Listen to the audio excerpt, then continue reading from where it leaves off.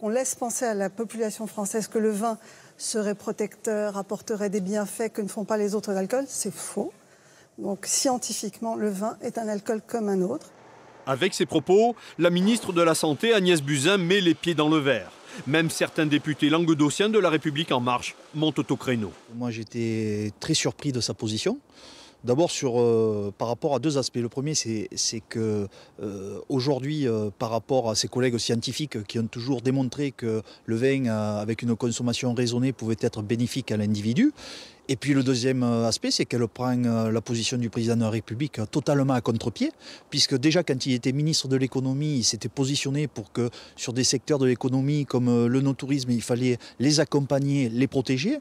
Mais également, il est toujours intervenu pour dire qu'il fallait dissocier l'addiction de la consommation raisonnée.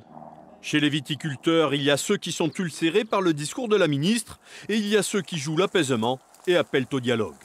À faire des amalgames entre l'alcool et le vin, on ne va pas avancer. Donc il vaut mieux que finalement, elle accepte de discuter avec le ministère de l'Agriculture et les interprofessions et qu'on travaille tous ensemble plutôt que de confronter. Parce que effectivement, faire toujours sur l'agriculture et toujours taper sur l'agriculture française et la viticulture française, finalement c'est un peu facile, mais c'est pas ça qui règle les choses. Le salon de l'agriculture débute dans 15 jours. Les vignerons auront l'occasion d'interpeller directement Emmanuel Macron sur ce dossier sensible.